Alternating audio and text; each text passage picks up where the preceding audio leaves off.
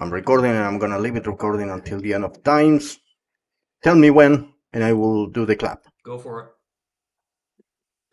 Okay, so we're kind of doing this then. Yeah. Well, one thing we have to make clear from the start is that English is not my first language, and I usually drag like concepts a lot and try to in search for a point with the limited use knowledge of the English language. You're thoughtful. You're thoughtful. Yeah. Well, it's a double-edged sword. Real quickly, we need to tease A Knight of the Seven Kingdoms. Man, I really love that show. I think it's a very clever update on the classical tale of Don Quixote. I really hated it. So I think that's going to be a fun conversation that we're going to have in just a few minutes. So I wanted to just share really quickly the format of the show that we're doing here. Then which is we're going to have an intro where we just set up the show. We're going to have a progress report segment. This is important to me because it's kind of a substitute. The progress report section is kind of a substitute for my regular emergency creative vlog. So it's a place where we can talk about what we are actually doing, the actual art that we're creating in one form or another, or in Sabino's case, perhaps some more technical innovations and experimentations, as he's more of a technical or professionally a technical fella. So we have a progress report, and then we'll have the actual fuel tank. So to kind of like put a button, the fuel tank, which is the media discussion. So this week it's going to be A Knight of the Seven Kingdoms. And to kind of put a bow on all of that, this is the kind of the summary. We make things, talk about it, then refill the creative fuel tank so we can make more things. Sound good? Yeah. Yeah, I guess that sums the whole thing up. Does it sound like something you would watch if you weren't part of it? Back in our days, we used to get bored because there was no other content to consume. So now there's so many that you have to. This is my take on it. You have to be picky. Not waste your time with things that are not going to contribute with your, absorbing of those creative things. What was the question again? Kind of forgot. Would this be something you watched after I outlined it? And was it very unnecessary? You could just say yes. Of course. There you go. I'll take it. We'll fix it in post.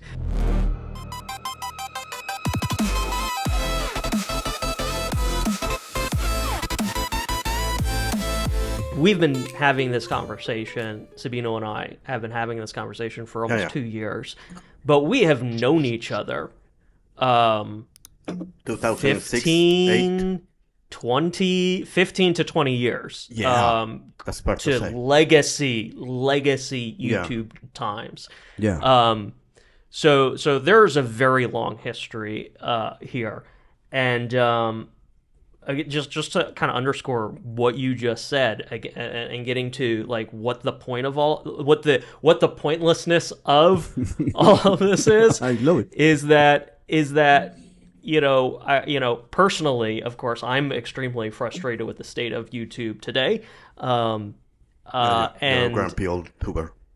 I am indeed, and there is something magical, and then in my own for anyone who's been watching Emergency Creative, my three people who are watching that, but like you guys already know that I'm kind of like I like Minki, am abandoning chasing the views and popularity and algorithms. And in fact, that's what Sabino and I just last year we did a series. Well, we did Factualoid, the shorts, and then I did a handful of other short channels.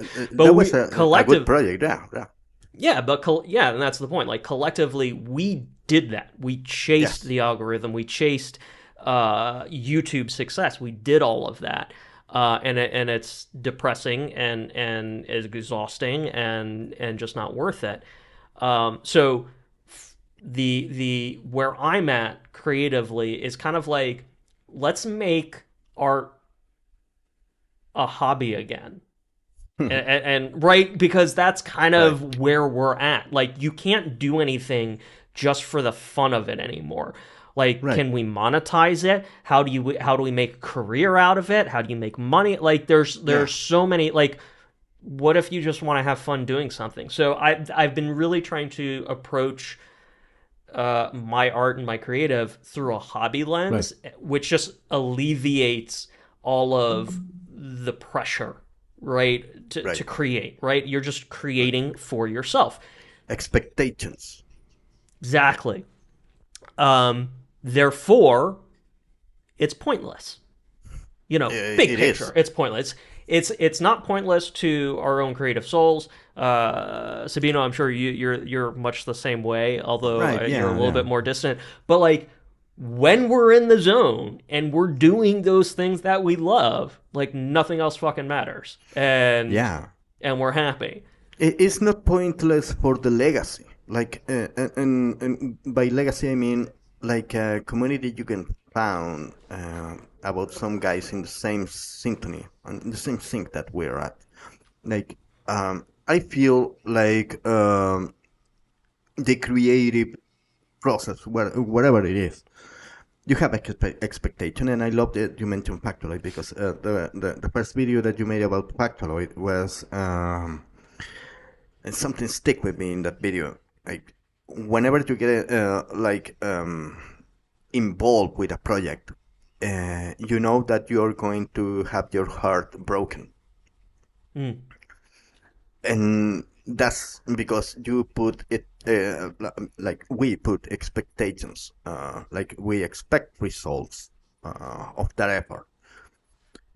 But I was thinking the other day, like, what inspired a painting or a song or a video or whatever it is, a blog or a piece of literature, like you are reading, like, fuck, I don't even know how many novels, but you are a very creative, like, doer guy, and the whole thing that inspired, I'm gonna speak for myself, like, make a shitty drawing because I like to draw, is to tell a story and to speak your message. And I'm just talking by myself. Like, you get a message in a bottle, hoping that the receiver opens the bottle and makes sense, and then you feel like you are part of this community or whatever. That's why I draw, and that's why I don't know, make a creation, whatever media it is. But with Factoid, we try to monetize that. Like, we try to condensate like the soul of that and play it for the algorithm. And it was a cool experiment. And we learn a lot. I learn a lot. For sure. Yeah, it's like the world is a wonderful place, but it's full of idiots. And for me, the biggest thing I've learned through all the entire spread of short channels and experiments, it's something that I have seen, that I've become very aware of other people succumbing to. If you are not pursuing your deepest, most purest passion, what, like, if Factualoid happened to pop off, if Jordan Wonders Why, like, it's still cool. I wasn't doing anything that I hated doing, except for maybe the Hey Sam channel, which was the news one. But if anyone, like, Yeah, I mean, which is one of the reasons why I stopped doing that, because I didn't want to deal with like the ugly side of news, right? And the thing is, if that channel had popped off, I would have been compelled by YouTube's success to keep doing that, even though I had no burning passion to cover the news, to that extent. And so, like that, I think that's even. I think that's part of the fuel to the pointless, to the hobbification of making art a hobby again, is because it should be coming from a place of passion and enjoyment.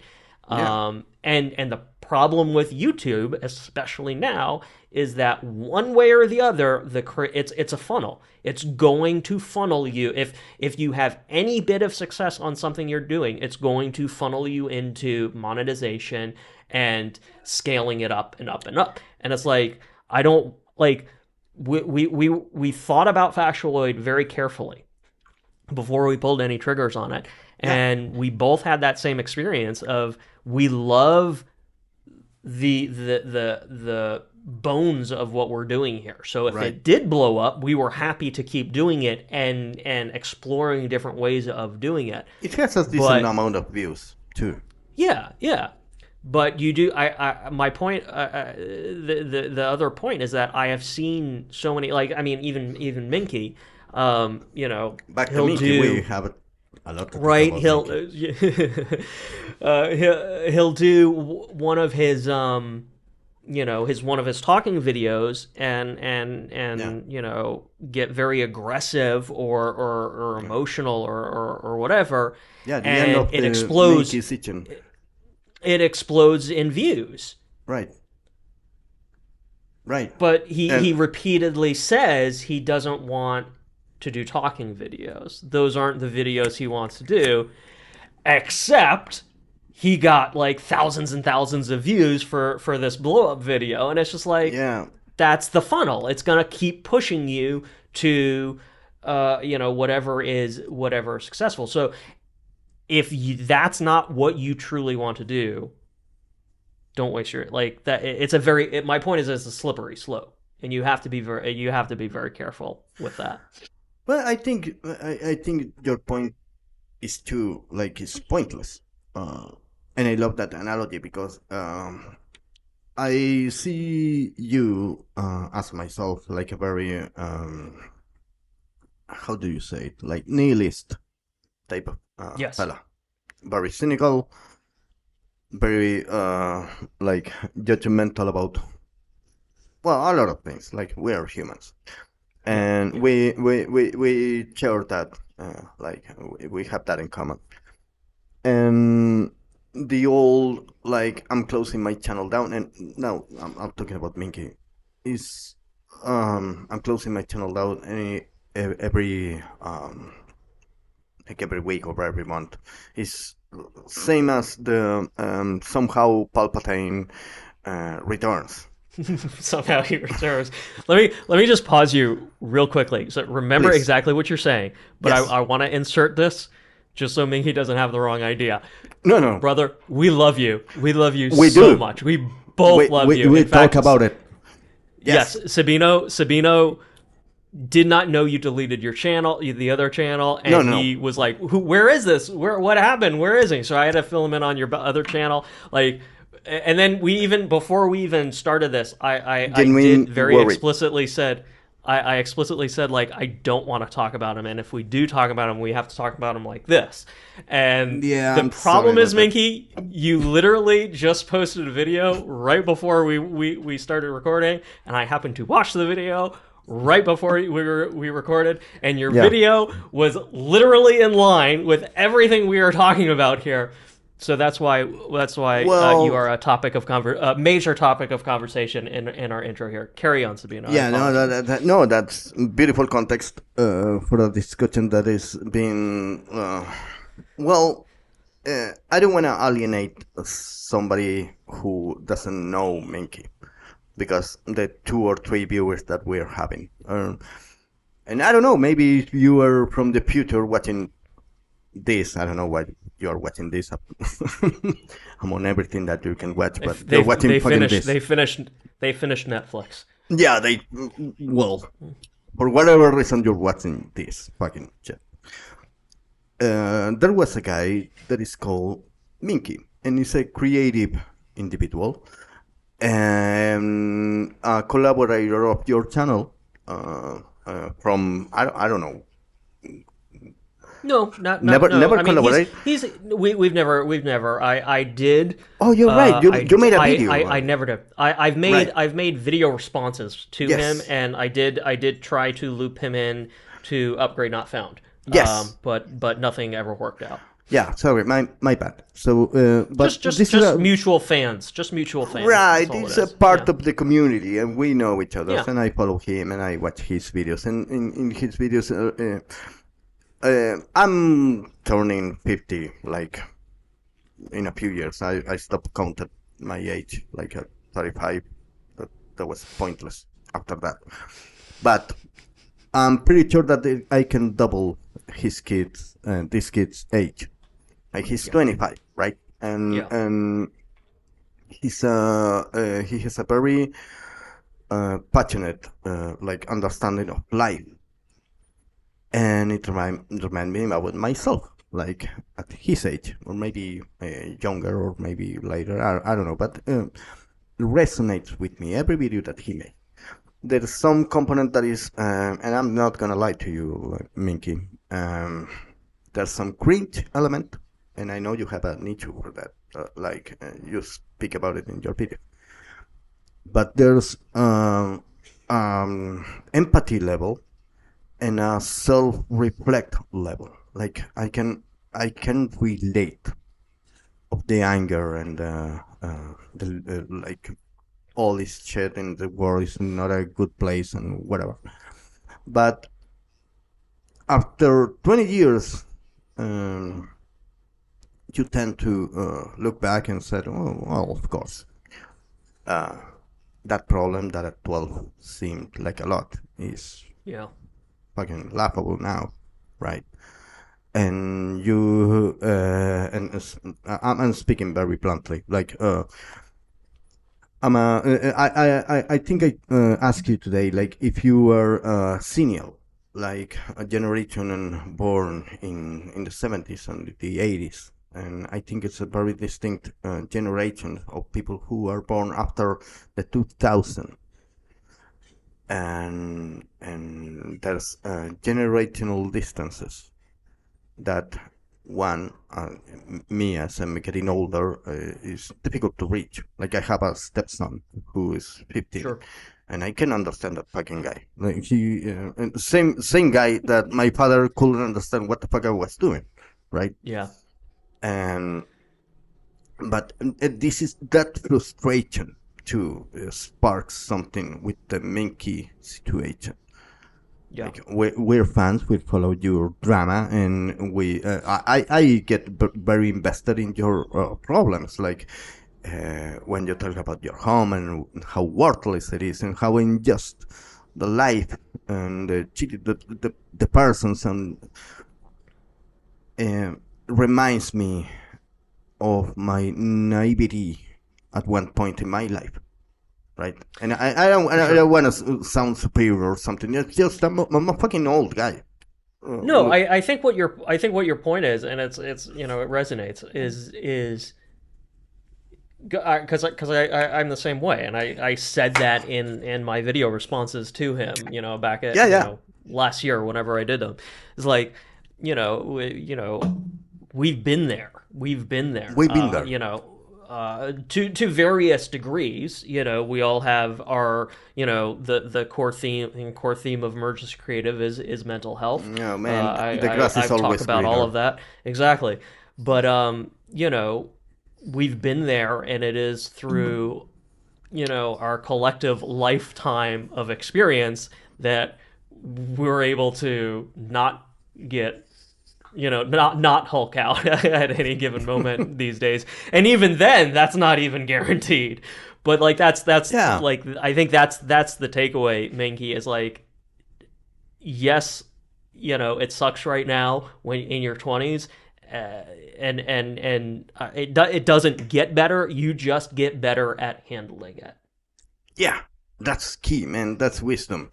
You Yeah. get better at handling it. Man, we are fucking clowns to a guy who were like in the Vietnam War. Like Sure, he totally. is watching this shit and oh fuck, what? He won't even comment.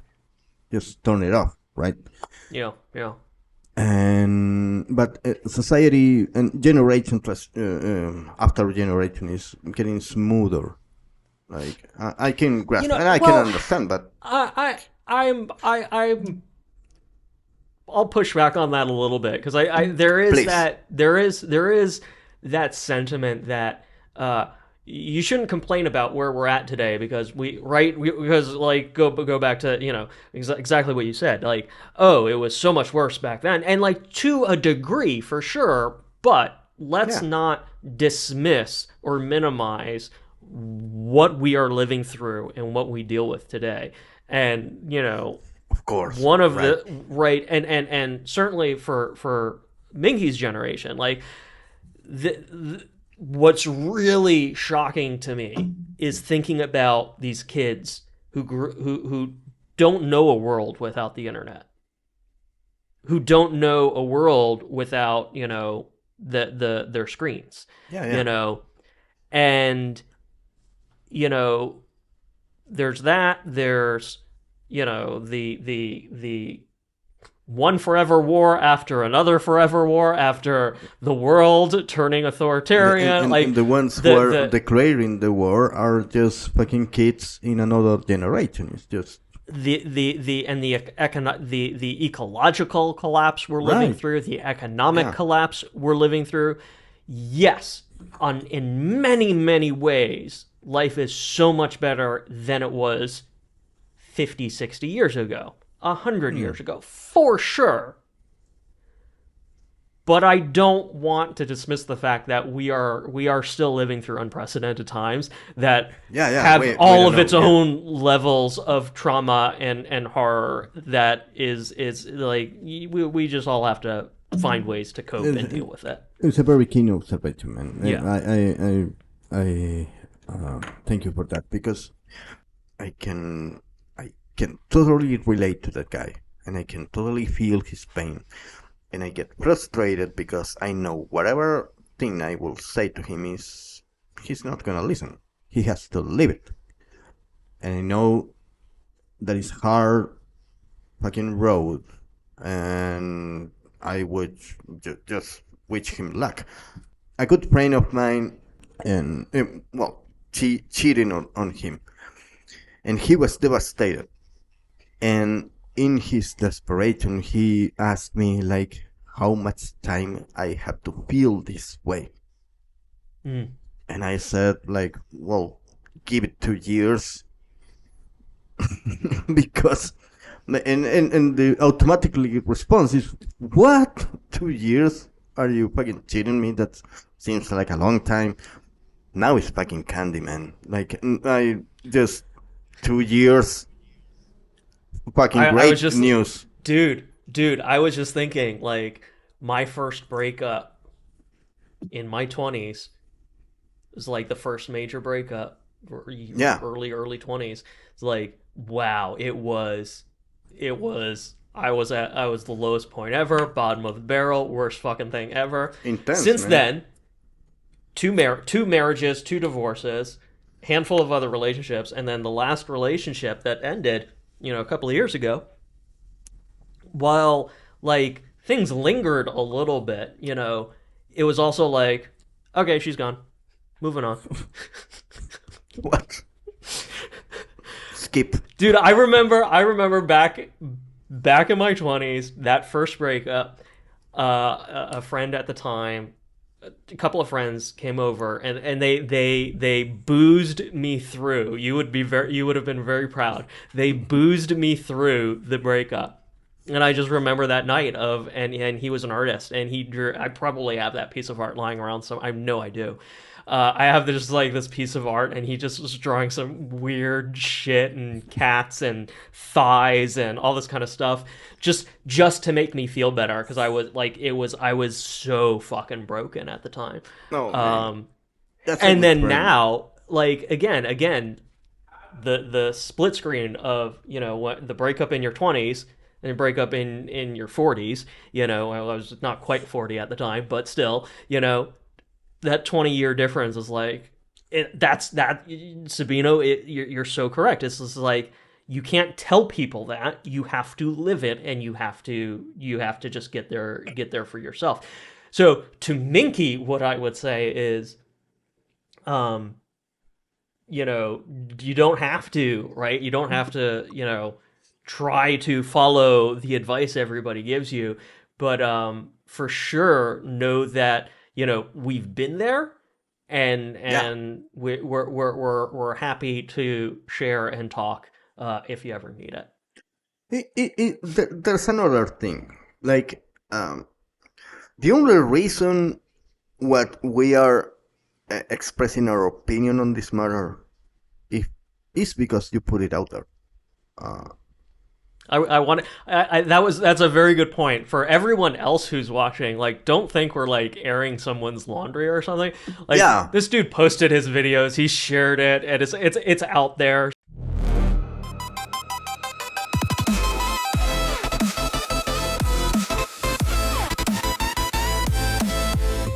I told you last week. I'm kind of focused on music for the next couple of months. Like, I don't. I have I have one particular movie idea, another self-produced movie idea, where the climax is a musical performance of like a bass guitar. And despite all of the musical dabbling that I've done, I am just not proficient at anything. So I thought, instead of chasing something that, I'm not 100% on, why don't I, again, embrace the hobby of it and just start properly learning an instrument? Yes. And I would say, probably with the past week, the thing that I've had the hardest time with, or broadly speaking, the thing that I've had the hardest time with anytime that I've touched a guitar or the ukulele, is strumming patterns. I'm like, I don't have a problem with chords, like which I think is the hard thing to do. Like, I actually learned really young. For me, was like, once I figured out how to transition from chord to chord, like, that was the hard thing. Like, how to shift from one chord to another. How to that keep was it, because that's hard on your how do you call this part of your the calluses, calluses, your fingertip calluses. You develop calluses, yeah. So this past week, I've been using Gemini for this, like, very explicitly. Like, this is like, I can't get my head around strumming patterns. How do I do this? And it just gave me a cheat sheet of, like, just work on this, and here are the drills, and like, so that was, and along with my YouTube video, or other, not my YouTube videos, other YouTube videos. So I've been working on strumming patterns. You're an AI consumer and pro AI. I should say. I would say I'm more indifferent to I'm not going to be an AI booster, but I do advocate taking advantage of it while it's here, and where it makes sense. I am definitely, anyone who's watched my channel knows, has seen that stuff. Yeah. So that's where I'm at. Like, I feel I'm starting to wrap my head around and get a handle on strumming patterns, which has always been just like that has been my mountain. So I'm excited that I made progress with that. In the process of thinking about creative as a hobby, I have to tell you, like, one of the very best and longest periods of very satisfying creative expression I've ever had was probably, I want to say, 2012-ish through maybe 2016. So it was a multi-year time when I was doing my seminal works webcomic. Right. And I really enjoyed that. Did you? Yeah, Oh, thank you so much. I didn't even. I did. Yeah. No, I was watching it. You were very prolific For sure. When drawing these little characters, and those characters have a personality. Yeah, I liked did it, that. man, I ended up doing like all told, like over 100 strips, which again, like that's a lot. That's a lot to do. Yes. And I just have this very distinct memory of how satisfying that entire process was, and certainly at the end of it, to be able to have, whether on the small scale on a single strip or the compendium of all the strips, to have that body of work. What is your relationship with comic strips these days? Well, it's a very interesting topic to me because I'm always like consider myself not a comic book fan, but in a way I am because I'm so related, like so into the visual composition of a movie. And before you make a movie, you have to make a comic of the movie that we call a storyboard. Correct. So if you have a one take, like Hitchcock or whatever, you have a one shot sequence, you still have to have a visual language. And I understood, like a very young age, that was the like the blueprint of a movie. And I love movies, so I cannot turn my back on comic books. Yeah, so you got like writing is the foundation of everything. Yeah, but it's a message that you want to get across. Yeah, but adding the imagery or an illustration on top of that's like leveling it up, and then you could like do a movie or something like that. And my whole point is that I think back to that time when I was doing seminal works so fondly that I've tried to reclaim it so many times. I've done like the most recent was the Mother Fuzzers comic strip, and I even now I'm like I have to add these to the website so that like they're on tapis.io or whatever it is, like a webcomic website index sort of deal. But I have to get them all logged onto my website. Anyway, there was a concept you and I were developing a while ago, and the title ended up being The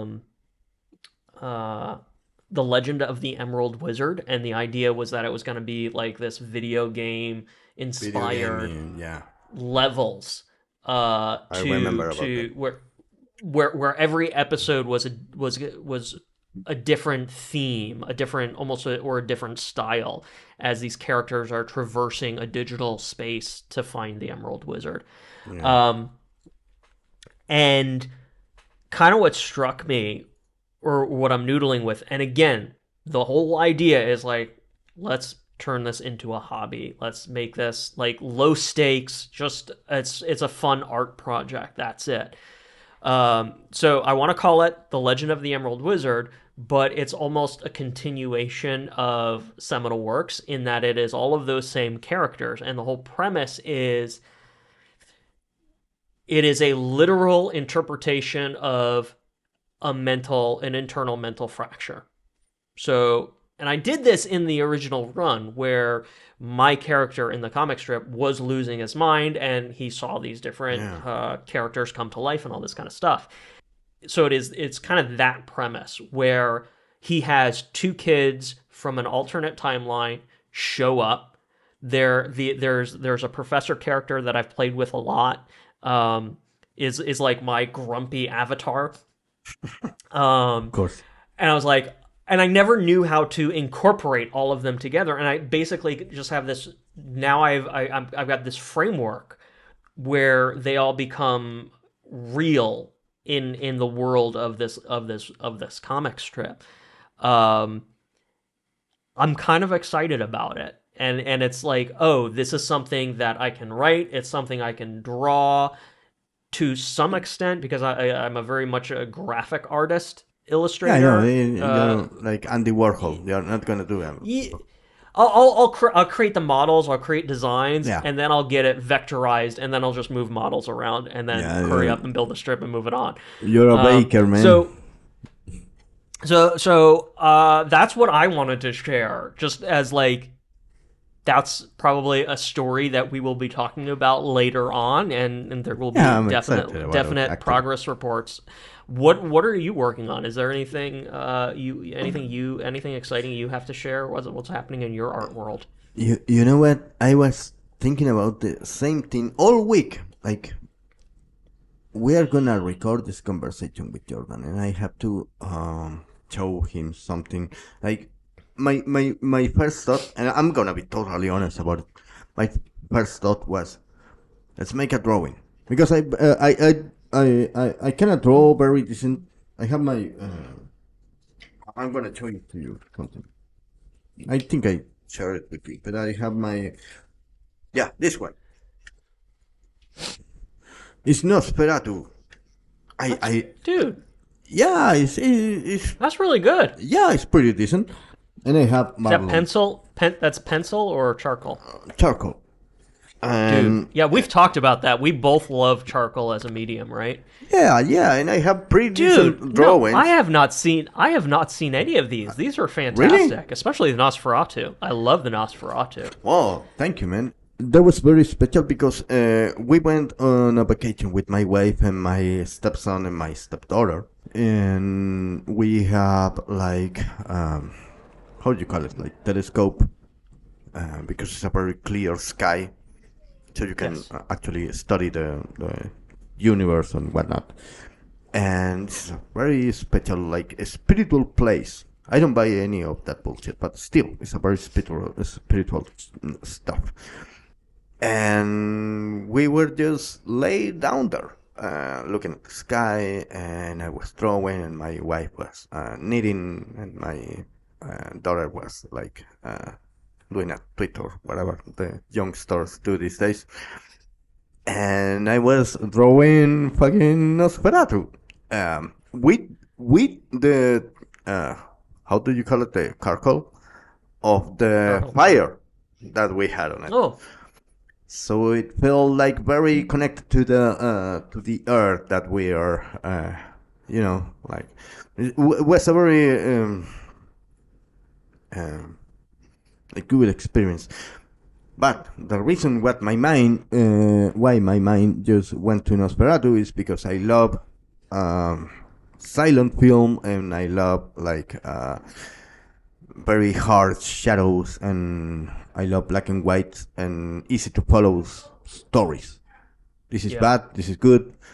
I love the John Wayne because he wear fucking white hat, and oh, that's a good one. I love it. It's fun. So for the Nosferatu drawing, were you like, did you have a reference image you were working off of? What was it? What was Yes. the process on for all And of that? that's- And hold on, were you actually like actual using charcoal as a medium, or like firewood charcoal, like out of- Firewood charcoal. Okay, because that's what I thought you were saying, and I was like, that's actually pretty fucking interesting, dude. Yeah, it was, and but the interesting part, I had a pencil, and I had this application, and it's very very useful tip for whoever person that wanna get into drawing. Like you download an app that makes a grid out of a reference image, and you just trust the grid, and becomes like a very relaxing word outlining thing. That is like a very specific way that I did that drawing. I will not do that drawing like that anymore, because as an artist or frustrated artist or whatever, you are consuming I don't know. My Instagram is full of people who actually draw for a living.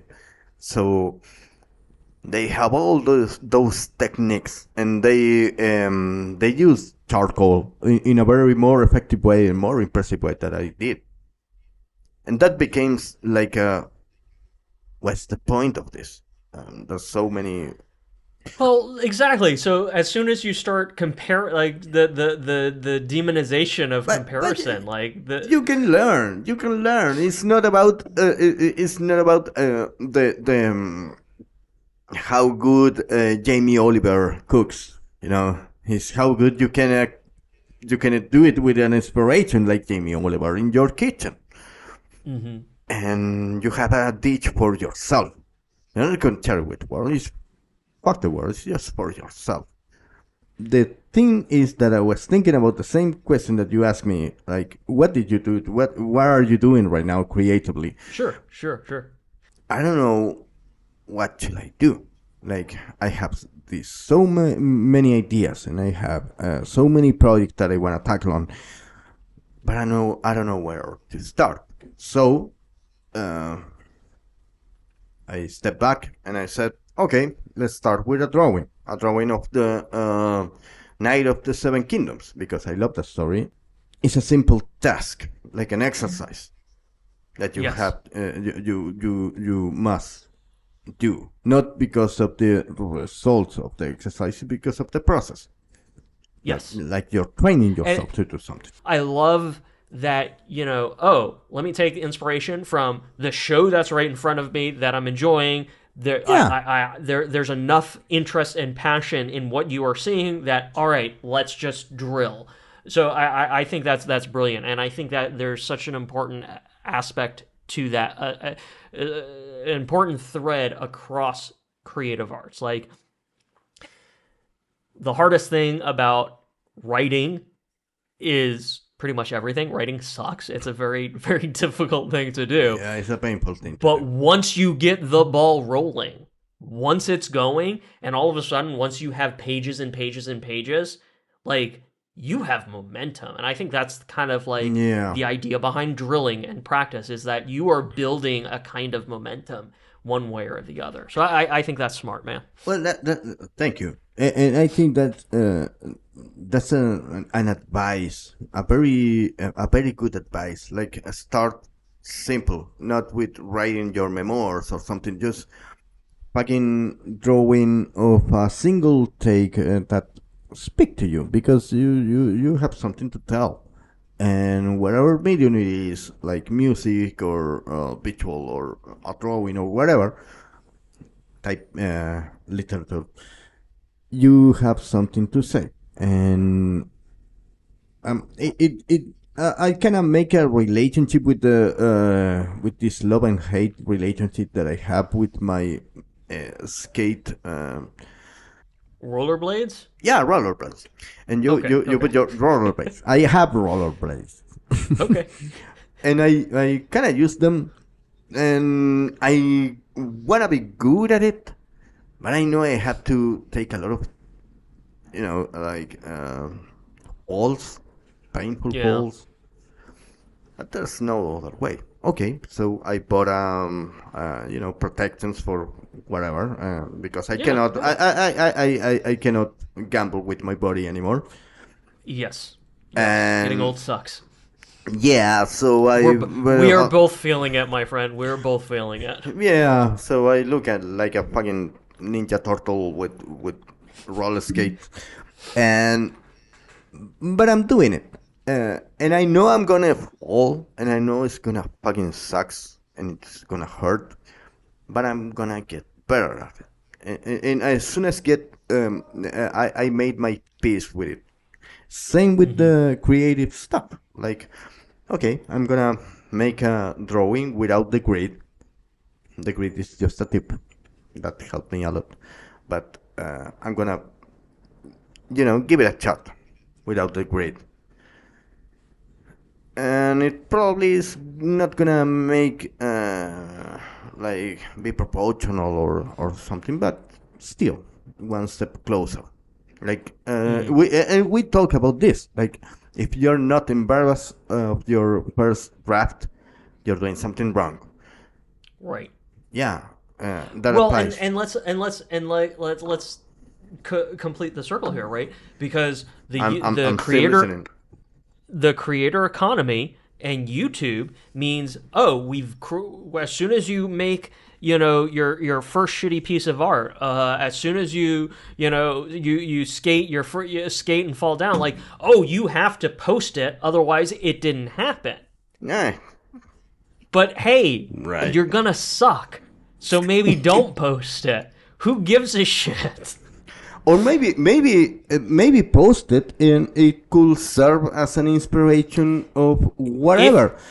Minki was influential to this, to this How conversation. so? That's interesting. Yeah, if I hadn't seen this guy putting his heart out, maybe I be reluctant to share my views on whatever and put it on YouTube, right? So it inspires me in a way. Sure. Like you have the need, you have to. Well, it's going to come out in some way. Better be in a creative way if you are that guy, right? Agreed.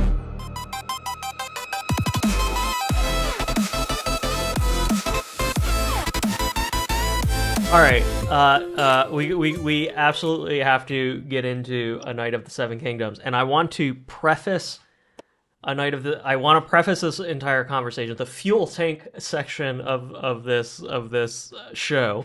I want to preface it with a recap of what we talked about last week, which, since this is our pilot episode, it was an offline conversation.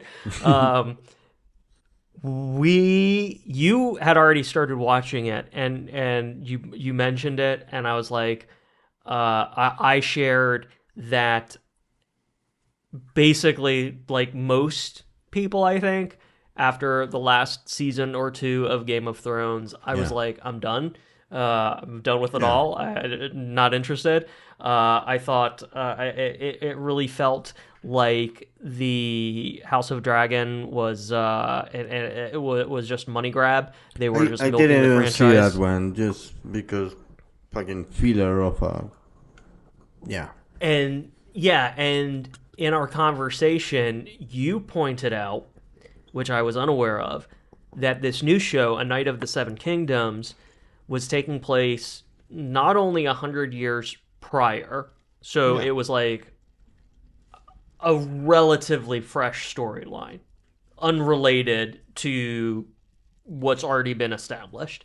Yeah. And it was also a half-hour format, which was huge, because that's just a different show entirely. It's like a Friends episode. A little bit more on the comedic side. And then it was only 6 episodes. So it was like, oh, well, I could half hour and 6 episodes. I can give this a shot. And that's so I went from being I couldn't have less interest in any more HBO Game of Thrones whatever, because I don't care. And I will caveat my opinions here. High fantasy is not a genre that I am particularly fond of. You didn't like the Lord of the Rings, like it's just Peter Jackson trilogy. It doesn't do anything for you, dude. I remember sitting in the theaters for. Means nothing. What was the second one? Fellowship Towers. was the first one. The Two Towers. I remember sitting through in the theater for the second one, and I was like, it ends in they're in the exact same place where the movie started. It ends in the exact same place where the movie started. That made the entire 3 fucking hour film completely pointless. And I know. I'm a terrible person for saying that. Whatever. But that was my experience in the theater with that movie. I was crying. So, I went to the I went to the actual theaters, like for whatever you're watching this. I don't know why. there Yes, was a back in the place day we did called. that. We went to the movies. We went to the theaters and we pay our ticket because there's no other way. And I was crying in the theater, like watching this battle, this epic battle. But I hear you. It's not for everyone, I guess. It's not it's not one of my it's not a genre that appeals to me. Right. To saying that, like, Game of Thrones, OG Game of Thrones pulled me in. Very distinctly remember kind of having to slog through the first season because for me it's like you're having to learn an entire language in a high fantasy genre, and every high fantasy is different. So it's like you have to learn the language of what you're watching before you can actually start even appreciating what you're watching. And that's what season 1 of Game of Thrones was for me. So I think it was the very end of season 1. It was like, okay, I get it, I'm in. And from there on, so I'm not saying I hate all high fantasy. But it's just not a default genre for me. And Game of Thrones is an example of it, eventually working. Well, that was not my experience. Yeah. That was not at all my experience with A Knight of the Seven Kingdoms. And that was going into, like I said, going into it optimistically. So, before we get into why I hated it, hit me, baby. What were your thoughts? Why did you like it so much? Well, I guess your bias is that you're a fan of high fantasy. You know what? I am not.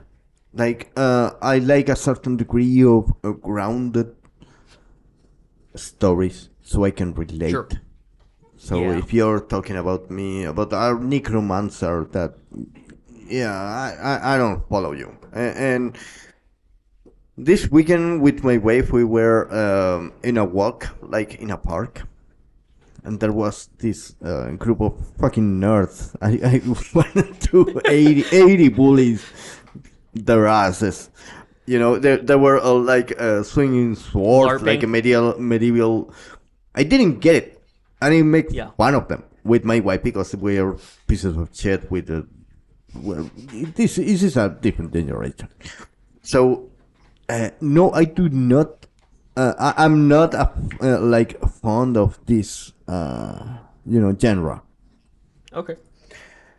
I do like The Lord of the Rings because Peter Jackson, and I was following Peter Jackson of his work with Brain Dead and Meet the Pebbles and even the one with Robert Zemeckis, the one with Michael Fox. I don't know. Freighteners. Yes. Yeah. I like Peter Jackson. I like the movement, like the Sam Raimi qualities. And I think the point is this. Like, if the story is good, I'm into anything. Like, I'm not into science fiction. But I can relate with, Harrison Ford in Blade Runner. I don't buy that world. I don't buy that shit. I'm not that naive. But I can relate to them. I was raised in a country with the horses and the pigs and the chickens and stuff. So the Western, the cowboy archetype really grabs my attention. I feel related to that. I don't know why, but I feel like drawn into that world. And when you study the archetype of the hero in the West, in the Wild West, you will find that it has its roots on the medieval knight, and you have traces of that in Star Wars and every other fucking prequel that we can imagine, like Batman. Sure. So what I'm saying is, you have very specific archetypes, and in the Knight of the Seven Kingdoms. Despite having all that, he ventures to something new. It becomes very political and very relatable to our times, to every time. So is a story that must to be renewed every now and then. This guy was thinking about the whole philosophy and the whole like moral code of this universe, the Game of Thrones. And he started with the moral dilemma of what is novelty, what is the Don Quixote tale, the Don Quixote and Sancho Panza. It's just it's clear. Like you have the knight and you have the guy who carries your shield.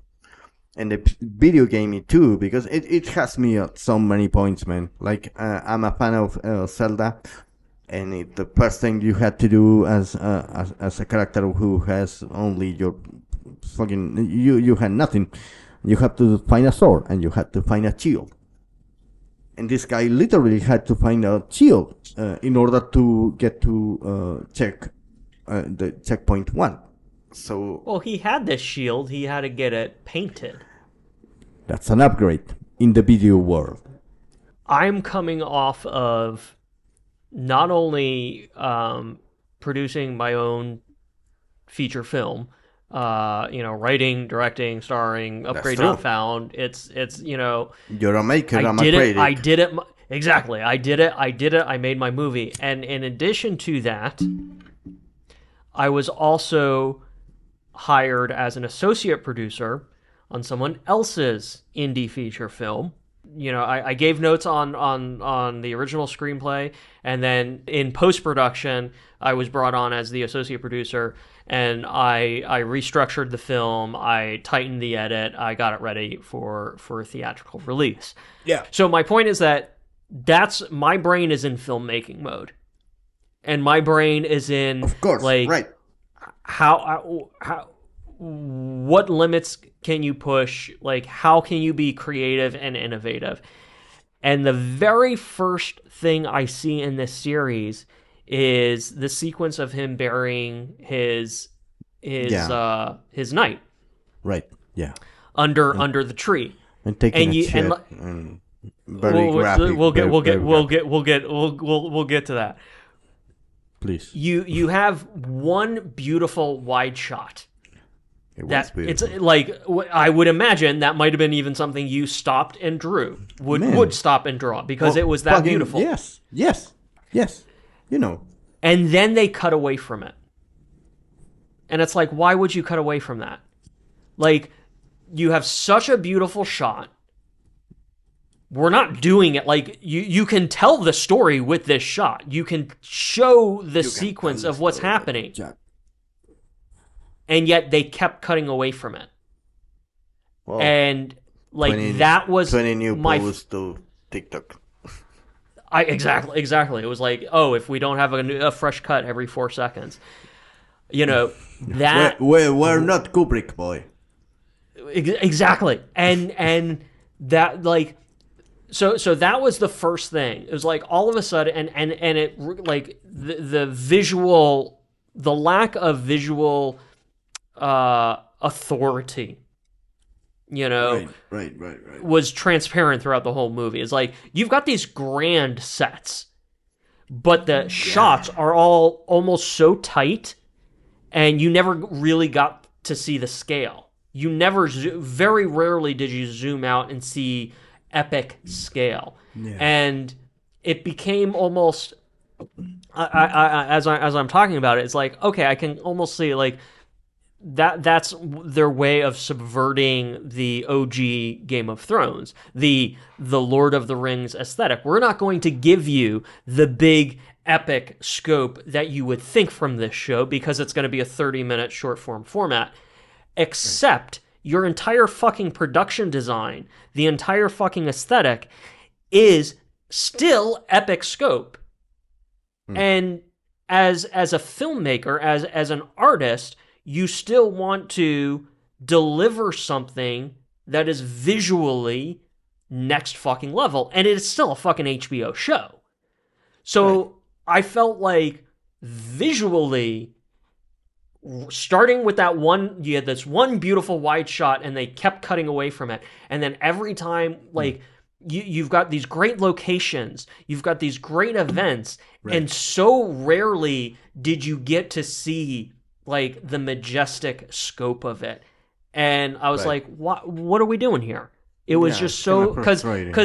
because I'll throw that back to Lord of the Rings, right? You might not have been a fan of the story or invest or already a fan of the story, right? But you are a fan of the filmmaker. And what the Right. filmmaker is doing in that situation is bringing this epic scope to film. And you get like Right. there's something to appreciate. And I challenge like there was nothing visually interesting with this show. A Knight of the Seven Yeah. Kingdoms. It was, Right. and I had a hard time with that because Right. I was not engaged with the story. Right. And to put a fine point on how unengaging the story was, I get to the last episode. I think the last episode was the worst episode. I was just like bored out of my mind, scrolling, waiting for it to be over. You fucking And it's shit like- on all my old westerns. Well, no. I just think the execution. Okay, yeah, but that's I think it's a the little too far. execution, man. But I'll let you rebut. Go ahead. I want to do a parallel with Hateful Eight. I feel the kind of what I'm getting at, of what I'm getting from this conversation is I was kind of disappointed with the Hateful Eight because you promote your movie like a 17 millimeter Panavision fucking western. Hey, Jerry's showing me. They're all. Yeah, I don't know. What Yeah, they're yeah. doing. Well, your ass is on YouTube now. Well, you have 70 millimeter copy of the western scenery, but you are limiting your audience to a cabin, like inside. Right. After 2, 3, maybe even 5 attempts of liking this fucking movie, because I really like Tarantino, what's not to like? But I didn't get it until the 6th or 7th watch. Okay, he's trying to tell a story, and he's trying to take us to the theater. Like, this is a story, and the rest is the context. Mm-hmm. I think for whatever fan of the Game of Thrones universe, is going to be very clear for them what's this is taking place. And for any new fan, is going to listen more to the human side of the story, like a little kid following what he understands with a very comedic tone of a honorable man, a cowboy or a knight. Well, see, I want to push back on that because it's such a great point, because that's why my first bit of criticism is about the visuals, about the visual style of the show. Yes. Is because the story didn't hold me. It's a valid one. Well, it is. Considering the pedigree, not only of the show, of the franchise, and of HBO, Yeah. like, this show falls, like, visually, falls incredibly short. Sure. And it's a head scratcher as to why. But the reason I start with that is because the story did not hold me at all. And, like, Right. you're looking at, like, so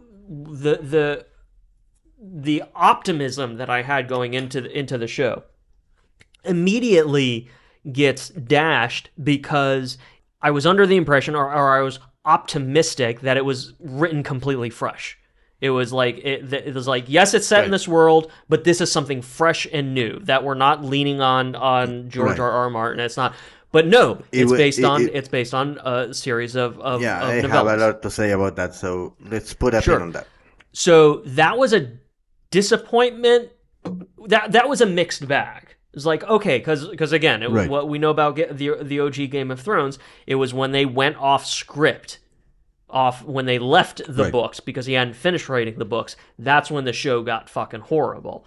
So it's a mixed bag, but because I was optimistic, and we had that conversation last week. Like, oh, if it's something new and fresh, if it's not just another, we're not just Yeah. milking the franchise for another book, right? But basically, I'm not saying it's the exact same thing, but it's like it's Amazon's Lord of the Rings show. It's like, who fucking cares about the textbooks that show is based on? No, like, that's why there's no heart to that Yeah. show. That's like that's the epitome of milking the franchise just for another buck. So it's like, now I'm not familiar with those source novellas. I don't know if they hold up on their own. My argument is that they did not translate well, and the first problem was that he took it's a 3.5 hour, 4 hour movie. That's the first problem. Yeah. It's not episodic. Right. You're doing and I'm fucking tired of this shit. Even if you have a long form story arc, you're still doing television. It should still be episodic. And the problem is, you like Yeah. you don't get. I think it's like at the end of episode 2 where you finally get like an inkling of like motivation and something important, right? So you're waiting too long for that. The whole point of your pilot episode is that you establish everything and you hook people. Other than you telling me that Dunk is a good man, is an honorable man. Where is that shown in this show? If why should I care about Egg? He's just being an annoying little brat in those first few episodes. Like, there's no, like, why do I care about these characters? That was my problem. I have no reason, like, I don't care about them. I don't hate them. I'm completely fucking indifferent to them. And that's why, like, okay, so what am I hanging my hat on? Like, I don't care about the characters. They're not giving me any, and then the visuals are very subpar for what it should be. And then I think it was the end of the second episode that might have been the point where they play in the OG Game of Thrones theme as a music cue. Right. And I saw this comment elsewhere, and it just, like, it's so perfect. Like, that original Ramen, I can't say his last name, but that original composer, he's not doing this show. And it is very clear when they play the original music, and all of a sudden you have that amazing cinematic orchestral swell of some brilliant fucking music. Was there another point in those 6 episodes where the music grabbed you and shook you and said, "This is fucking cinema"? No, because the score was kind of dumb. There was nothing useful there. Yeah. So, okay, you've lost me on the characters and story. You've lost me on the visuals. And no, not even the incidental music was anything. So, like, why am I watching this? Yeah, no, I totally get it. Like, and just to be clear, we seems to do this a lot with Jordan, and we learn to respect our differences.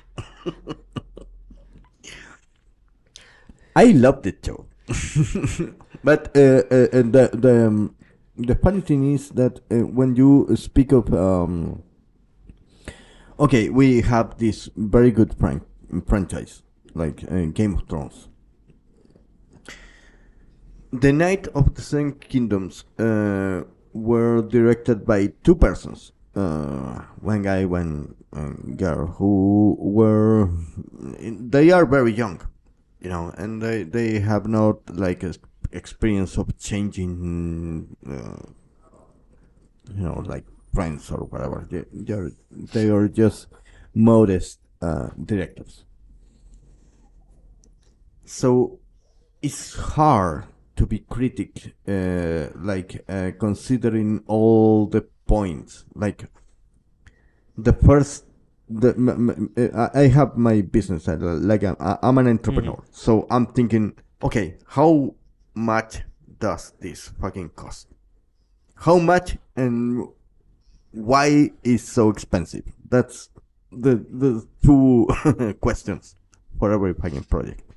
So I will gladly fire Danny Elfman to concentrate in the bone of the next episode, and I think they did that. Like it's the final, it's HBO, dude. Why are we talking about they're budgets? testing it. They're testing it. It's an MVP.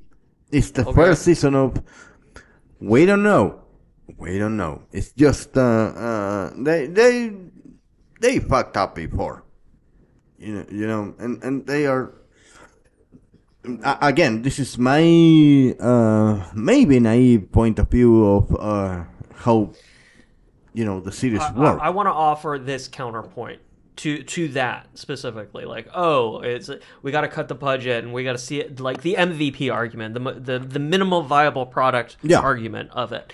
Again, from the filmmaker perspective, coming hot off the heels.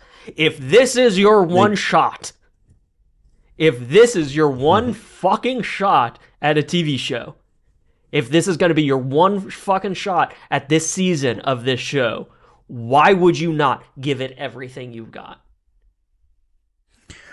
Well, you have to. We will have David Fincher directing. You have to plan. You have to expect. Like, yes, I understand. Like, the way I understand it, they pitch these things 3-season arcs, like beginning, middle, end, right?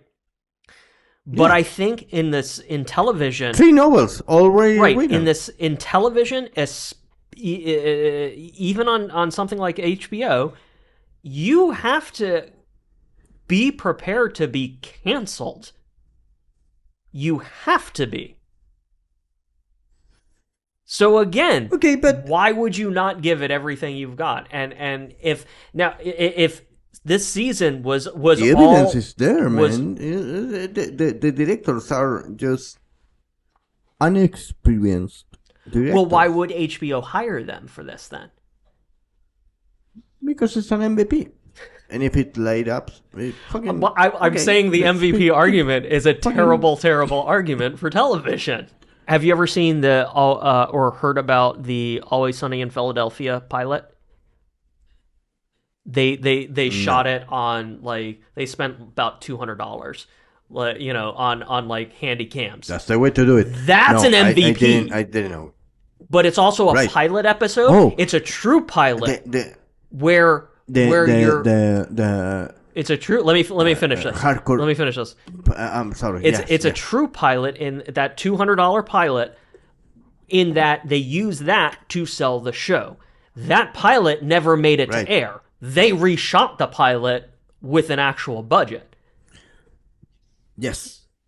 So an MVP does make sense in the context of television, but it's usually never anything, not something that makes it to fucking air, man.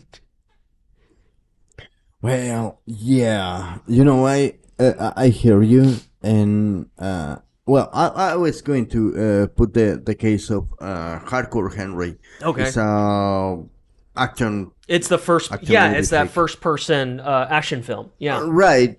Yeah. And the genesis of the Hardcore Henry franchise, I believe, it was the first like a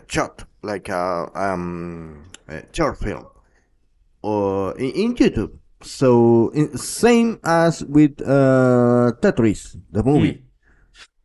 Those guys, I don't know, someone made a short film of Batman fighting Predator, and then we have a movie, and then we put some shit to make it happen. Sure. Those things is that I consider MVPs. You're very forgiving and eager to justify. Yes. and that's fine, because you did ultimately enjoy it, because it seems like it spoke to a medieval version of the Western tropes that you already appreciate. Yeah. Yeah, Speaks to me, that yeah. legend. The unappreciated knight that pass along a legend, not among the worthy, because of the one who listened. And I this will. is the same type of generational with Egg, who is a big part of the Game of Thrones universe. It was the better kings of all. I think what I'm seeing are very obvious things and are very Yeah. obvious deal breakers as to why this franchise, which does not have any good faith left in it, why does it deserve this shot? That's like, and I would say it did not earn it. And that's not even touching like the shitty pacing, emphasis on the Yeah, shit. no, Um, no, the best, someone did point this out, and I thought it was actually very appropriate, because like I didn't hate the whole thing. There were moments that no, were really I'm pretty good. sure that you And did you watch the battle, man? The battle. well, With the, and that's well, and that's what I'm yeah, saying. It's like getting into the actual craft of the jousting, and then right, the big final battle. Those were yeah, all exciting things that exciting, oh, right, that made me, oh, okay, I want to watch this next episode. Although I yeah, always hesitated before I clicked yeah, continue, because no, it's like, I get it. but this someone made this excellent point. We're getting to the very best of this show, which is the big final battle, and Yeah, then you cut away to a 20-minute flashback. The battle yeah, just got well, started, and then you cut away to a 20-minute flashback. And this is like shitty fucking pacing for some, like, again, it was written as a 4-hour feature film instead of being episodic. And if it was actual, like, even as a 4-hour feature film, to me it failed, because you should have seeded Get Up starting in episode 1. right. Because if that was a theme that had started, get up, a knight And gets back up. I follow that, and I love that, and I think it will be so much effective. That's But they fucking, didn't. yeah. They only brought it up in that No, episode. they didn't, because they didn't have time, man. I mean, You had plenty of, like, that's why I'm saying, like, that's why Why the they writing. didn't have you? That's why that's why I'm saying, like, the writing and the story was terrible, because that was, again, if that was Well, something yeah. that was seeded and was a thread throughout the whole fucking show, by the time it finally happens, you don't need a fucking 20-minute flashback interrupting things, because it's been building up to this one fucking moment. yeah. You know, I haven't think about it like that. Like, I welcome the flashback. Like, it's okay. The casting. Let me say this real quick. Please, The please. casting, especially like for the flashback, was really good, because I was like, is Oh, that man, kid that little related? cat. Is Yeah, he that is he little related? Because he looks like, I Yeah, saw it. It was like perfect. Anna That was good. Taylor-Joy in the Mad Max universe. Yes. Yeah, yeah. Well, when I was watching the fight, and he was knocked out, unconscious, it resonates with me, because this is maybe just, I don't know, but I were in too many accidents in my life, and I had one accident. I was driving my Jeep, and I was like flowing over, my car flew over the was a jet show, and I remember having that feeling of time stopping. Sure. And And my life is just it's a cliche. It's just a cliche. Yeah. And I think that writer had a same kind of fucking experience. Maybe not in a jeep, but maybe in a bicycle. I don't know. And the best way they could translate it was that like, okay, uh, punch in the head, fade out. Let's go with the episode. See, I would have teased that flashback throughout the entire from the beginning. Now that You I could have hear it, seeded- it makes so much sense. But you know how corporate guys are because you work in a very you know you've been around. You know, yeah. But this is Yeah. also again like it's fucking HBO. Did you Man, have you do I seen have to have you explain? seen have you seen the rehearsal? HBO's the rehearsal with Nathan Fielder? Like if you've not seen that, check it out. They just give I him will. so much money and he built a fucking bar to Oh, HBO rehearse a is- date. It's run by people, He's just man, and people he's are just fucking burning stupid. like it's just burning budgets. It's like for the dumbest thing. So I don't Man. I don't think corporate bureaucracy and budgets is a good argument for why Not the an writing argument. was It's an so terrible. explanation. It's an explanation. You have Or no, it's the- you're as a justification. I don't think it. I don't. Well, I think that explain because you fuck up the 7 and 8 seasons of Game of Thrones that it shows. It's like okay, take Breaking Bad, like the last 2 seasons, and make awful decisions with it because you don't have the writers anymore, but you have the pressure to deliver, and you have to deliver Walter White becoming the monster that is it was pitched on the fucking meeting that we had. Dude, Please. you're arguing against yourself here, right? Because the last last season, last 2 seasons of Game of Thrones, they know they got to close it. They know they don't have Yeah. the source material. So what do? They throw as much fucking money at it as possible and give these 2 guys carte blanche to do whatever the hell they want. Your argument about if that's what happened with Breaking Bad, it would have been the exact same thing. If they lost Vince Gilligan and someone else had to wrap up that show, AMC, it was AMC, right? They would have I would have backed up the Brinks trucks. Yeah, Do whatever you need to close this. So- It's too much influential. Maybe it was a bad So example. that's my point. It's like it's not money and it's not corporate oversight on these things. It is literally just a failure of talent, and you know that's a shame for the pedigree that they were trying to do. Yeah, you know what?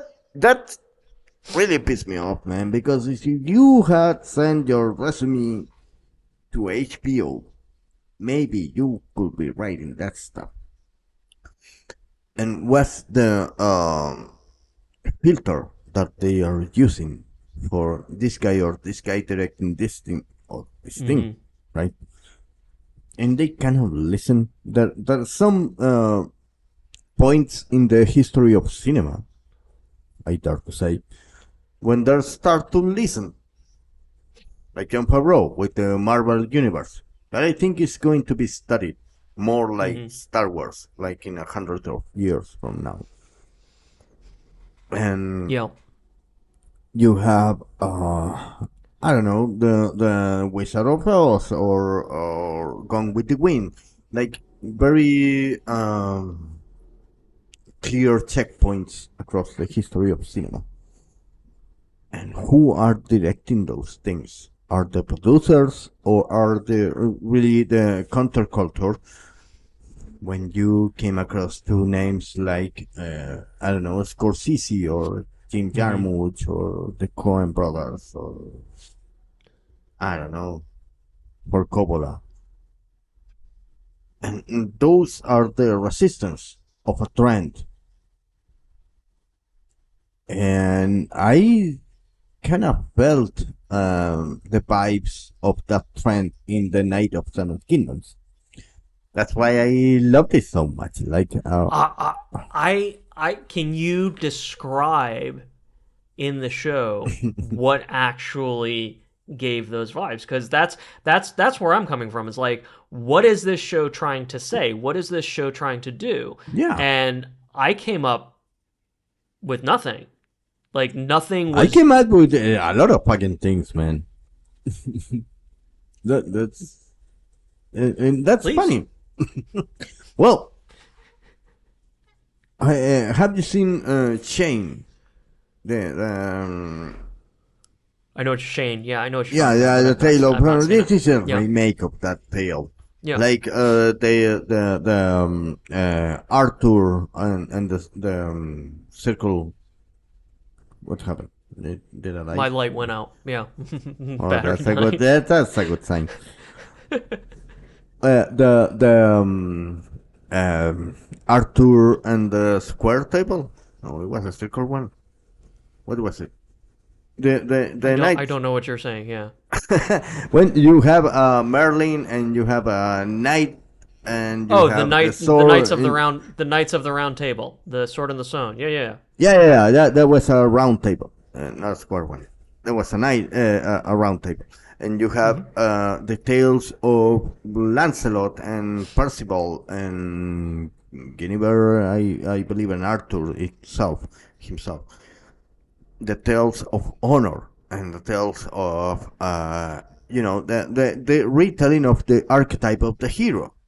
And it comes back way before that time. So this is a medieval tale, and it comes with the Greek mythology and in the new like Iliad, and I see the connection with the Western and the samurai films, all connected with the archetype of the hero that is not admitted into this timeline.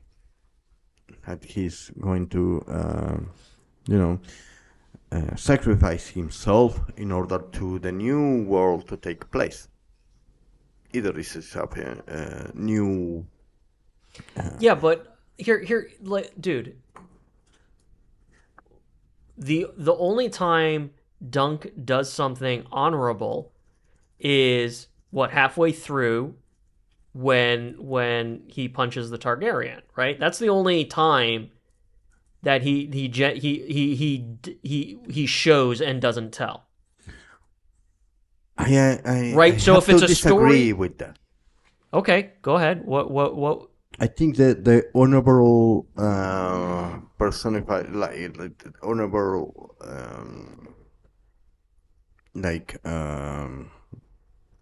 shit. I don't know what's the word, but you can tell if a person is honorable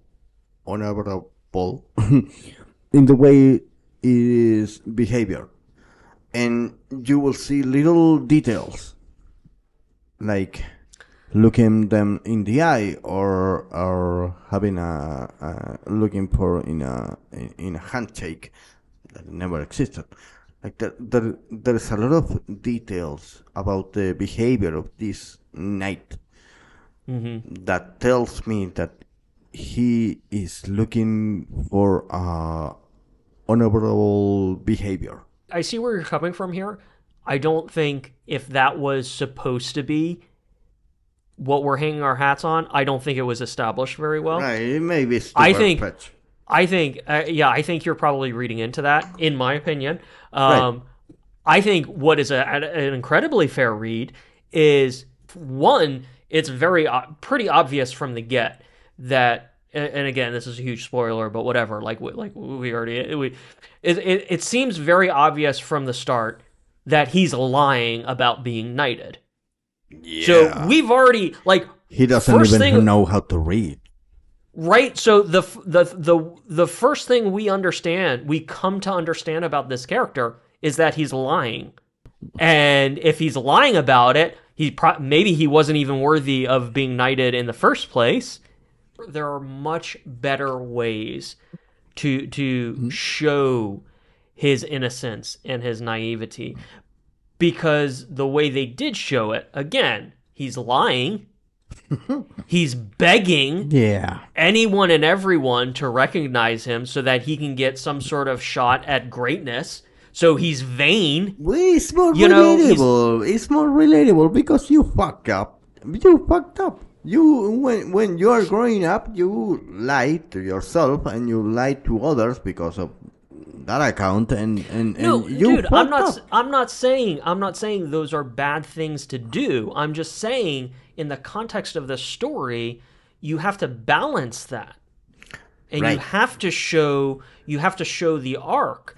And yes, again, it's a TV show with episodes, and you did not you need to establish some of these details in the pilot, in the first episode, and I just think they just missed all of the key fucking points. Like, you keep talking about Don Quixote, and that's brilliant because it's clear that he's crazy, that he's an old fool, and in spite of all of that.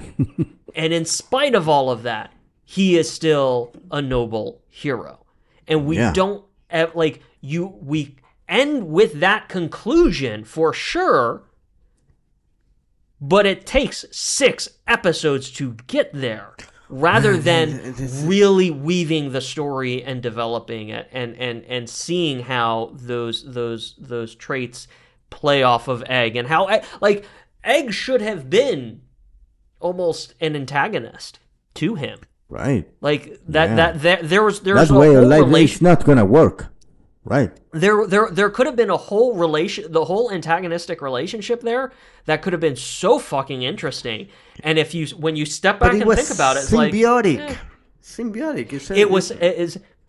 And that was the other thing. It was like, okay, I think that was probably the only subtextual noble thing, and the thing that I genuinely did work for me is the father-son relationship. Yeah. But it was so fucking underplayed, and it never it was never explored in a way that was satisfying. Like, if that's what, again, if you made it more antagonistic, it would have made it much more satisfying when he is the one who finally stands up for him and work together. It's all these tiny little writing details and character details that took me out of the story completely, rather than welcoming me in and drawing me in. Yeah. Well, this is a very interesting point of view, man, because I have a very different experience. Apparently, in fact, I'm gonna confess something to you, I guess. I was rooting for this main protagonist, like the Duncan the Tall, but I feel related to the old knight, Pennytree, and I feel a connection with my stepson. Like, I don't connect with this guy because it's a different generation, and of course we had a good relationship and all, but I think he doesn't get me and I don't get him, and that's kind of the point between the well, that's how much personal it gets to me, right? I get that. With that filter in mind, I think about it in a different, generational, sociological level. No, that's fair. And I do have. This is funny because it's way across the emotional, reading of the structure of the tale. I do notice brilliant decision of the director that in some point of the series they had how do you call it, a one shot? The oneer, the oneer. And it was the Duncan the Tall approaching to the stage when and then some guy pushes like I don't know, a fire or something, and then you confront yourself with the stage, and the stage was the Valerian, like the knight, the antagonist, ripping off fingers, the lady finger lady. I don't know. Was that a oneer? I did like. Yes, That's out of a oneer. That's how out of it I was at that point. Like, right. Again, okay, that would have been a shot that I would have celebrated and would have stood out. I was so fucking out. Like the show had lost me at that point. I noticed, like, oh, that's impressive. Like, zooming to the character, the egg, like, holy shit, there's something big happening out here. Mm-hmm. And then you put a oneer. And with a dolly in, not even a zoom in, a dolly into the character's hand, ripping off by a Targaryen. And I don't know, I loved it. Like, okay, that's a very good way to put a pin on the emotional stake. And the because again, that was his noble act. That was his only noble act. Yeah, but that girl didn't even fucking fuck him. Not even as much. She just vanished. And you have the, oh, shit. What the fuck did I did that well, to that point, too. To that, well, again, I like, in the context of a knight doing right. I'm get another one. Of a knight doing right. Oh. That was perfect. But it also illustrated more failures, right? Such a big deal was made of the shield and repainting the shield. We never fucking saw it. It works in so many levels, the tree. Like, okay, we don't have any houses and we're around knives. We sleep under a tree. Okay. That's our philosophy because we're looking for good. But that legend came across like in a Bible to us of the tales of whatever who defeated whatever. And that's the moral code that this guy tried to impose to this universe.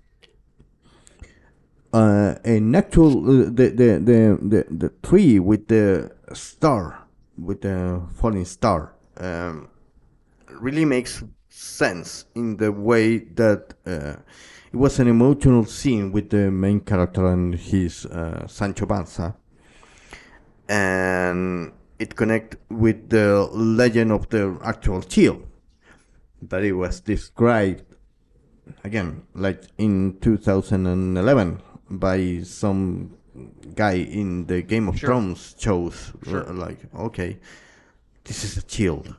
This is a story. I agree with you. Like there was so much weight and importance to that shield. Yeah, and you only you got a glimpse if you were looking for it during the final battle. Why did we not see the actual art? Why did they not show, like, this is, like, I think it's the perfect example of the show don't tell of it all. Like, yes, you told what you wanted to see when they described it, but we never saw it. Like, that would have been a brilliant moment to reveal the final art of the shield, because it is him becoming, like, him taking up that art, that shield with that art, is him becoming a knight. Yeah. Is the visual, him being a complete knight, and we never saw it. Interpretation of the literal payoff. Yeah, and I think that in some cases it works, but I don't know. I have to think about it, I guess. I think that the one of the weak points of the Night of the Seven Kingdoms is that it's a studio produced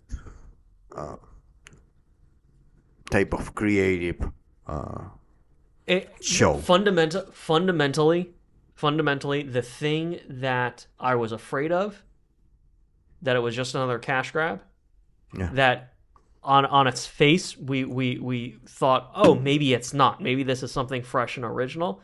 Yeah. At the end of it, for me, exactly to your point, it turns out it was just another cash grab because there was very little artistry that was brought to the table, in my opinion. Dude, if it worked for you and you got something out of it, more power to you. I'm not gonna. I won't. I loved it. That's great. That's awesome. I like I said, like I caveated at the beginning, I'm coming off of intense creative filmmaker mode, so it's just like all I could not get over the failures in the scripts. I know. In the characters. So yeah, it was. I have a question. Yeah. You. What was the latest film that actually do something for you? Like you said, fuck, I'm hooked. This is great. No, I think this is actually a really good way to end this. And like, dude, I mean, I'm more of the TV guy. Yeah, you are. In that I watch a lot of television, more so than movies. But what I like here is like, oh, this is kind of like, okay, some fodder for next week maybe. I got a couple of answers for you. One that goes to the bottom of the list, like or the top of the shitty list. I did like yesterday watch Anaconda, Paul Rudd and Jack Black. Oh, and again, like I keep saying, because I'm coming off of actual film as actual filmmaking work, the sheer misrepresentation, the fantasy of the filmmaking world that this movie Anaconda tries to represent is so fucking out left field. Like it's like being able to breathe in space. Like that's like how bad the premise is in terms of filmmaking. I have a question for you about that. Okay. Did you watch the Jennifer Lopez, John Boyd? Yeah, I've seen the original for sure. Yeah. Yeah. What do you think of it? Well, So I can tie that back into A Night of the Seven Kingdoms as well. Right. It's like, again, what are we hanging our hats on, right? Anaconda is a creature feature. It's a horror creature feature, right? So you want it's a scares. universal monster. Yeah, you want scares and you want creatures. You want monsters, right? This new movie is tries to be a comedy horror creature feature. And vehicles for Paul Rudd and Jack Black. And I am not kidding you. It fails on every single fucking one of those points. No, it is God damn it. objective, and again, and like a behind the scenes kind of like Bowfinger. I don't know if you ever saw that with Steve Martin and Eddie Murphy. Is one of the great low budget comedies about making a movie. Movies about making movies. Like that's a genre, right? What's the name? It's called Bowfinger. Bowfinger. Highly recommend it. It's an older one. I love older. So stuff. movies about making movies is a genre in and of itself, and that's what Anaconda is trying to be, and it is so absurdly bad at that. It's so fucking painful. It's not Ed Wood. It's so bad it wasn't even laughable because I wanted to laugh. God damn it! They fuck it up again. It's so bad. They just so could bad. be a cringy fucking. Let Minki direct that. Hey. Let me. I will give you a. Let me answer your question. Well, let me close the loop on why, because so that's still what I fall back on with A Knight of the Seven Kingdoms is like, Right. what am I trying? What are we supposed to hang our hats on with this show? And like I didn't like it. It wasn't that. That's what I'm saying. It's like it didn't give me cinema. It didn't give me characters. It didn't like that's my frustration with it. A really good recommendation because I thought this was a completely different show going into it. It's 3 episodes in rather. It's DTF St. Louis, another HBO show. Hold and on. I'm gonna. What's the name again? DTF St. Louis. Now, what's weird is that it is, it's Jason Bateman kind of like once again playing. I feel like he's kind of like he I feel like he's getting stereotyped playing the accused killer. Every time every show he shows up in, he's the accused killer, and that's what ultimately the show turns into. Yeah, it's a character like landmark. Right? Types. Yeah. Yeah. Outsider, I think he did that in The Outsider as well, or I might be confusing him with someone else. This is the show's premise is that there's an app called DTF St. Louis. DTF is obviously down to fuck, and it's just an app for hookups. And these 3 main characters, it's Jason Bateman, David Harbour, who is delivering probably one of the best performances of his career, in my opinion. He is fucking amazing in this show. Who's that guy? David Harbour is the cop in Stranger Things. He was the older cop, the one who has the wits on the first season. Yeah, that's a good actor. Yeah, this is a career defining role for him. I'm just smitten. He's so Stranger good in Things like pointed the way. Yeah. So this was a show that I was completely caught off guard by because I thought it was all a comedy, like a dark comedy, and it is a dark comedy, but it turns into this murder mystery as well. That's a good twist. That's a good twist. So that's cool that, work. I think that couldn't work. Yeah, I think that answers your question as to what really grabs you. Again, amazing performances. Every episode, I'm like, how are they doing? Like, some of the writing is a little confusing, but I'm like, I'm here for it, and I want to see how you're going to up this in the next episode. Right. So it's like you have to increase the stakes or whatever. Exactly. What the fuck exactly. are we talking about? Right. And I don't want to, and I don't even want to spoil it because by talking about it too much. Yeah. And then the other recommendation was a new documentary that I think it was I don't know if it's HBO or CNN. It's Fukushima. So it was a documentary about the Fukushima nuclear meltdown incident from 2011 after the tsunami. That's a fuck up. So it was actually that one. Again, like we have a passing awareness of it, having lived through it, obviously, even at a distance, But to watch that documentary, to actually and see the whole thing unfold, there was a moment in that documentary where I was like, oh my god, that's horrifying. Like genuinely, there's some really astonishing footage of the tsunami that is gut wrenching. What's the name? It's literally Fukushima. Yeah, you know what? I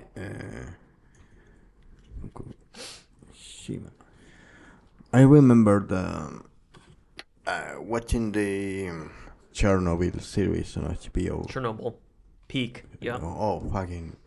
And it until today, it is hard to grasp the severity of the situation that they had. Yeah. And even in my country, like I'm living downtown in Chile. It's a very cool spot. I love it. But 2 blocks from here, like there's street that is known for like this. I don't know. There's Chinatowns or Turkish towns. This is Oriental like people who had migrated from the 40s and 30s from Asia to Chile. Sure. And you can. The other day I watched like a teenage boy with mutations on his arm, and it was clear to me. Oh, this is a Hiroshima or Nagasaki descendant. Yeah. Like 2 generations. It's just fucking. It's normal. That's crazy. That's crazy. If you've seen the Chernobyl series, Fukushima I think that makes Fukushima that much more impactful because you have even more of an understanding of that level of a catastrophe.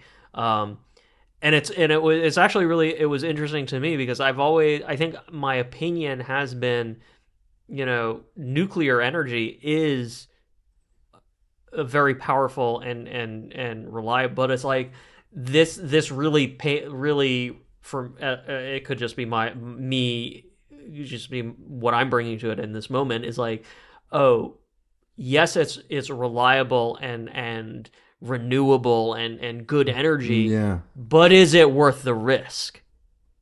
And even in like again 2011 we had like we were on the brink of such a catastrophe, like dude, it's not worth the risk. I'm a little embarrassed to admit, but my favorite movie is The Aviator, Martin Scorsese.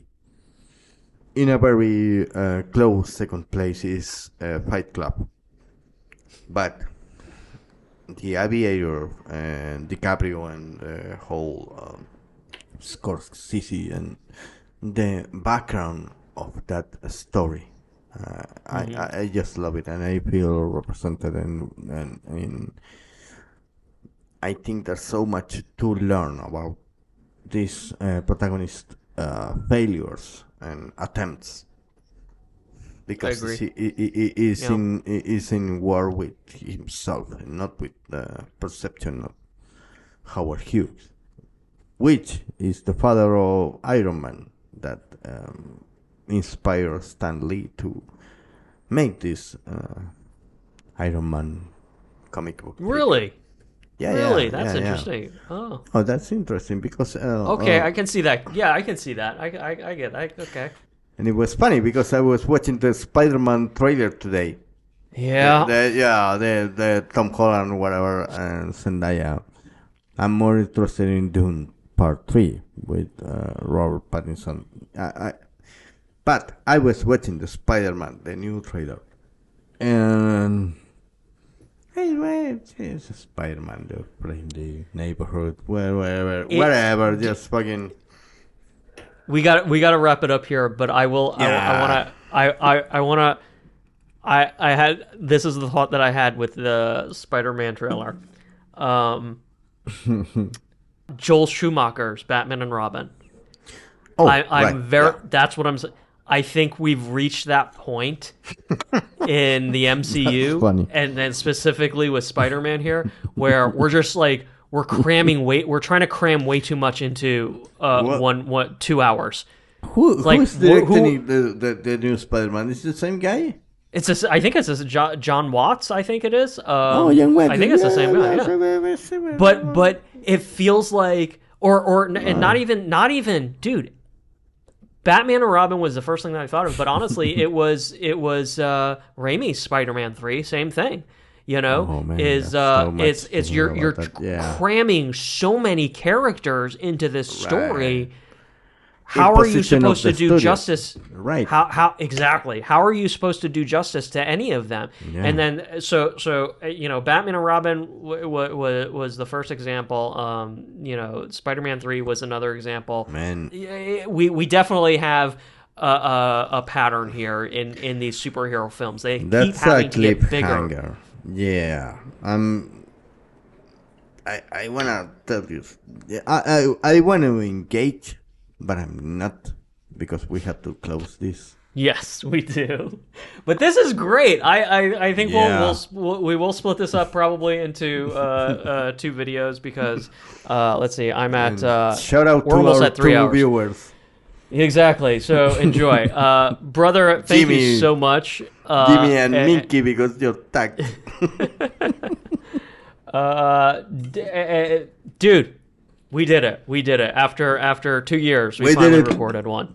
All right, brother. Yeah.